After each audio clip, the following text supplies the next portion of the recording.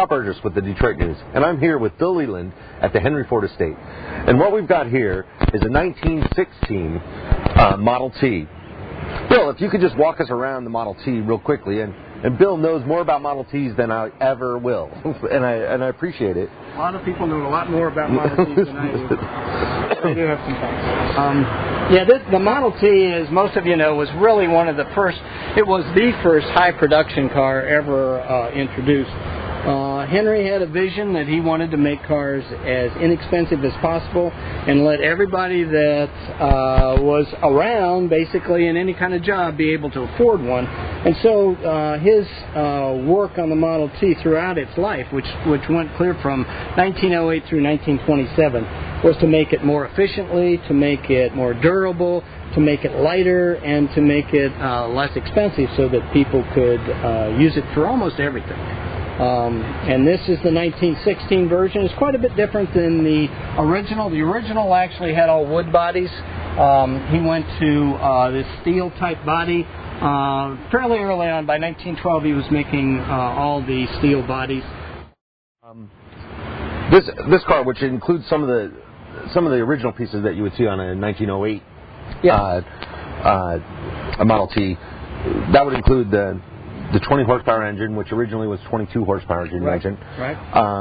Leaf springs. Right. And it's two leaf springs that go sideways as opposed to what you would see on a truck or something today, which they're traverse-mounted leaf springs, and you can see they're actually stacked springs. You can see there's 4 right here. There's actually a 5th one up here, and as you taper out, there's only 1 here.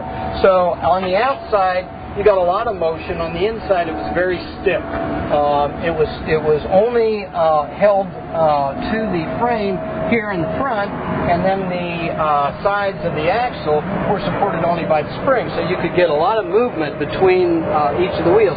They actually said that you could have an 18-inch differential between your left wheel and your right wheel. That would be 9 inches up on one wheel and 9 inches down on the other. Now, this particular touring model, which you had mentioned was the most popular of all the 15 million Model Ts that were sold. It includes a door, which on the driver's side, which was typically not found. This one actually doesn't. You can see it looks like a door, but it's not a door. It's solid. It's solid, and that was not put in. There was never a door put in until the 20s, when they'd really gone away from gas-powered lights. Moving along the vehicle, all of the wheels, it was up until 1920, you had mentioned that they'd switched to steel, or these are wooden spokes? Yeah, these are all wooden spokes. This is a 16, and this, I doubt that those are the original wheels, but they are very much like the original wheels. They were all wood spokes. You actually made the wood quite large, and when you put them together, they form kind of a teepee. And then you push the center in, and when you did that, it forced all of the forces out and actually gave it a very strong spoke. And then you clamped them together with 2 clamps, and that held very well. So it was a very good design, worked very well. But eventually, when Chevrolet started making cars, they went to steel spokes, which looked a lot nicer. They were actually a bit lighter than the wood. And Henry decided in the 20s that he'd have to do that too, so he went to steel spokes as well, or whatever. And the last thing is the interior. How much thought was put into the driver's comfort, the passenger's comfort? I mean, you got a nice button seat leather. And one thing you have to realize is that there's no adjustments. And so there was a lot of thought put into the size so that big people could drive it easily and small people could drive it easily. It's amazing when you sit in here, people that are 6'7", their knees come up here, but they can work the pedals fine. People that are 5'1", Clara, for instance, was just barely 5 feet.